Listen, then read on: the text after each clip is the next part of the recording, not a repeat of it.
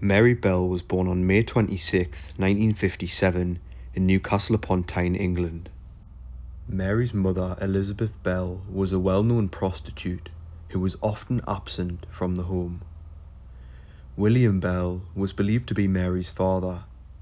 William had married her mother when Mary was a baby, and it is unknown if he is her actual biological father. William was a violent alcoholic with lots of criminal history, including armed robbery. Mary was an unwanted and neglected child, and sustained frequent injuries as a toddler. She was dropped from a first-floor window on one occasion, and was also fed sleeping pills by her mother. It was believed Elizabeth was either deliberately negligent or actually wanted to kill her daughter. Elizabeth even tried to sell Mary as a child to a mentally unstable woman who was unable to have children of her own. Catherine, Mary's older sister, would travel across the city to bring Mary back home to her mother's house. As Mary grew up, she started possessing disturbed and unpredictable behaviour, including extreme mood swings and chronic bedwetting. She would get into fights with other children and attempted to strangle or suffocate her classmates on numerous occasions. She even attempted to block the trachea of a girl with sand. Fast forward to May 25th, 1968, just one day before Mary's 11th birthday, Mary would find herself once again acting violent towards another child. Mary strangled 4-year-old Martin Brown in a derelict house in an upstairs bedroom. In the 60s, Newcastle went through a significant urban renewal project which seen a lot of Victorian-era terraced slums demolished and replaced with modern homes and flats, thus being the reason Mary and Martin were inside the house, as children around that time would often play in the ruins of these torn down houses. Martin Brown's body was discovered by 3 children at 3:30 p.m. He was lying on his back with his arms stretched above his head. CPR was attempted to no avail. Mary had killed 4-year-old Martin, and the very next day on Mary's birthday, she broke into a nursery with her friend Norma Bell and vandalised the property. The following day, staff discovered the break-in and notified police, who discovered 4 notes claiming the responsibility for Martin's murder. The first note read, "I murder so that I may come back." The second note read, "We did murder Martin Brown. Fuck off, you bastard." The third note read, "Fuck off, we murder. Watch out, Fanny and..." And the final note read, "You are mice. Why? Because we murdered Martin. Go Brown. You better look out. There are murderers about. By Fanny and Old, you screws." The police dismissed this as a childish prank. Then, on the afternoon of July 31st, 1968, a 3-year-old boy named Brian Howe was last seen by his parents outside his street playing with one of the siblings, the family dog, Mary Bell and Norma Bell. When he did not return home later that afternoon, relatives and neighbours searched the street with no success. At 11:10 p.m, a search party discovered Brian's body between 2 large concrete blocks upon the Tin Lizzie. Mary Bell had killed yet another child and had squeezed Brian's nostrils closed with one hand as she gripped his throat with the other. Puncture wounds to his legs. His genitals had been mutilated, and an M had been carved into his stomach. Mary was interviewed along with many other children in the area and incriminated herself when she said she had seen Brian playing with another boy who was hitting Brian and trying to cut a cat's tail off with a pair of scissors. This convinced police Mary was the killer, as only the police knew about the broken scissors found at the crime scene, and the boy Mary claimed to have been hitting Brian had a strong alibi. Mary Bell was cleared of murder, but convicted of the manslaughter of both boys on the grounds of diminished responsibility. Passing sentence, Judge CO.AG described Bell as a dangerous individual, adding she posed a very grave risk to other children, and that steps must be taken to protect the public from her. She was sentenced to be detained at Her Majesty's pleasure, effectively an indefinite sentence of imprisonment. Bell was detained in Durham and would be moved regularly. Bell was released from HM Prison, Askham Grange in May 1980 at the age of 23, having served almost 11.5 years in custody.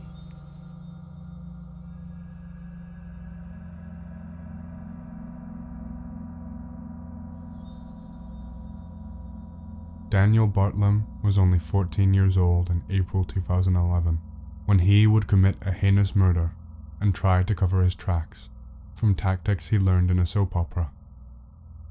Daniel was raised by his mother, and unlike the other cases in this video, Bartlam appeared to have a normal, stable childhood. In 2009, the family moved to a different area in Nottingham, and Daniel changed schools. A year prior to his disastrous decision, Daniel had become more reclusive, spending most of his time alone in his room, watching his collection of horror movies, playing video games, and watching soap operas, such as Coronation Street. There were no indications of Daniel being mentally ill, so the motive for his actions were harder to figure out, unlike most children who have murdered their parents. Daniel seemed pleasant and didn't have prior history of violence, and there were no reports of abuse or negligence. The only reports I found are that he displayed attention-seeking behaviors, and that he was manipulative and had a temper from time to time. His mother met a new partner in 2008, and they had a child together.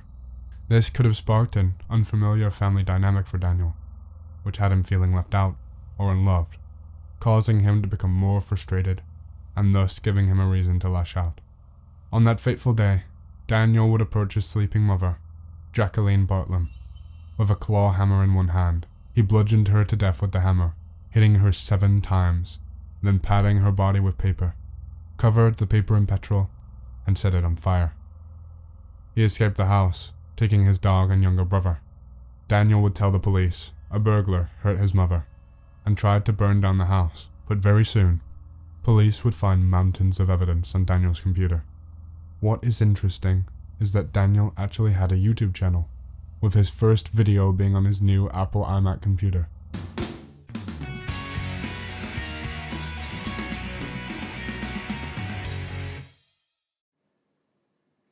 Hello YouTube, this is Daniel AB1702 here, and it's finally happened. I now have an iMac, and I can now make bigger and better videos. The other 3 videos uploaded to the channel were 3 short clips from the soap Coronation Street. When police would look at Daniel's computer, they would find search history, such as how to get away with murder and how to get away with violent crimes.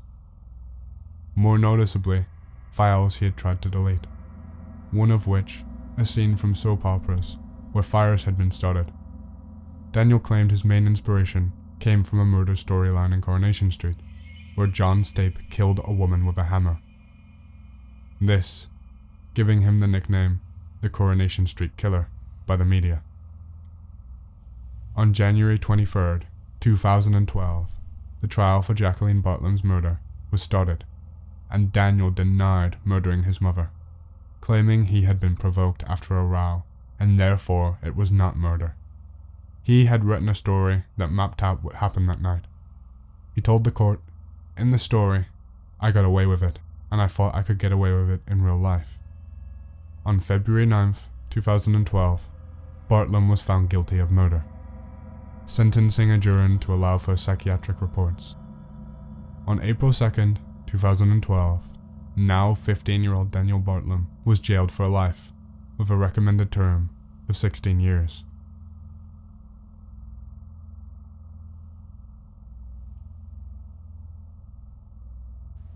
Joseph Hall was born June 19th, 2000, and had a complicated childhood. His parents divorced when he was a young age, and Joseph lived with his grandmother temporarily until 2004, when Jeff would be granted full custody of his children. Jeff would remarry Krista McCary and had 3 more daughters with her. According to Joseph's grandmother, Joseph was a volatile and violent child, having been expelled from several schools for attacking students and staff. Joseph had developmental disabilities including ADHD and low average intelligence, and would be homeschooled under the guidance of River Springs Charter School in California. Joseph's father was a local leader in the neo-Nazi movement, and Joseph claimed his dad was abusive towards him, often making threats and physically abusing him and his stepmother Krista. Jeff would brag about teaching his son how to operate guns and showed him how to use night vision equipment. This would backfire on Jeff, as on May 1st, 2011, at 4 a.m, 10-year-old Joseph Hall would make his way over to the closet where his father kept a revolver on a shelf. Joseph would pull the hammer back, walk into the room where his dad was sleeping on the couch, aim the gun to his ear, and pull the trigger. He was soon arrested and taken into juvenile hall, while the other 4 children in the household were taken into protective custody. Joseph's motive was that he was tired of his father abusing him and his mother, and even stated his dad had threatened to remove all the smoke detectors and burn the house down while the family slept the day before he would go on to shoot him. His 26-year-old stepmother, Krista, also said that Hall had been violent with her and the son, sometimes losing control and kicking his son in the back. He punished his children on a daily basis. The police report said that the house was dirty, with clothes all over the floor and the odour of urine. Many weapons were accessible to the children, and Krista was later arrested and charged with criminal storage of firearms and child neglect. The trial concluded in 2013, and Joseph was found guilty of murder and was ordered to serve time in juvenile detention until he turned 23 with the eligibility of parole at age 20. Joseph claimed he saw an episode of Criminal Minds where he saw a kid shoot his abusive father and did not face any consequences for it. He also believed his father would recover from the shot, would stop abusing him, and that the two could make amends.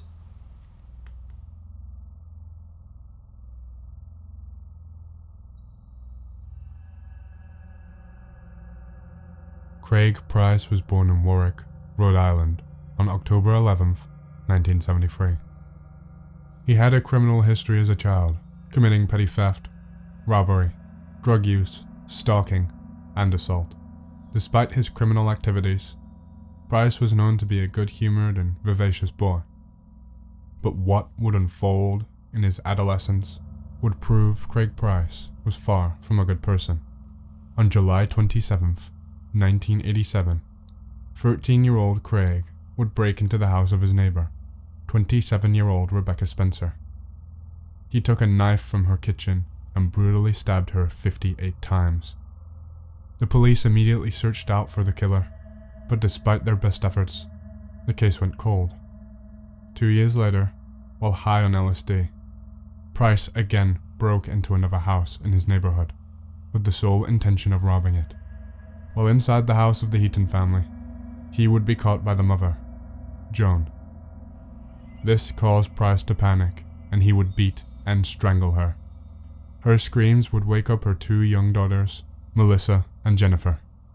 Craig ran to the kitchen, grabbed a knife, and proceeded to stab the 2 girls and their mother. He also bit Joan and one of the daughters. He crushed Melissa's skull with a kitchen stool. The FBI was called in to investigate, due to the similarities between the Heaton familicide and Rebecca's murder, and linked them both to a serial killer. On September 5th, 1989, 2 years after Craig Price would claim his first victim, police detectives interrogated Price and noticed that he had a cut on his hand, which Price tried to excuse as an unrelated injury he suffered while drunk. After failing a lie detector test, a search warrant was requested, and in his house, police found bloody knives and clothing. He was interrogated about the murders, and he quickly confessed to the crimes, without the slightest bit of remorse, even mimicking the dying sounds of the girls he had killed. Price, due to his age, couldn't face trial or be imprisoned due to Rhode Island law. As a result of this, he was placed on the maximum security wing in Rhode Island Training School, a juvenile correctional institution. He was sent there to serve until he was 21 years old, spending 5 years in the facility. On October 3rd, 1994, Bryce was sent to trial for simple assault and extortion after he threatened the life of a correctional center employee. During cross-examination by the prosecution, he burst into a fit of rage and claimed that everyone was lying to keep him locked up. He eventually received a sentence of 15 years. On February 1966, Craig was involved in a prison fight with another inmate in which he bit a guard. Price was found guilty of assault and sentenced to 1 more year. 2 years later, on October 1998, Price again assaulted an officer and repeated the same offense thrice on February 1999, October 2001, and July 2009. This caused him to be sentenced to several more years. On April 4th, 2017, Price was accused of stabbing fellow inmate Joshua Davis at the Sewanee Correctional Institution in Live Oak, Florida, with a 5-inch homemade knife. On January 18th, 2019, he was sentenced to 25 years for that crime.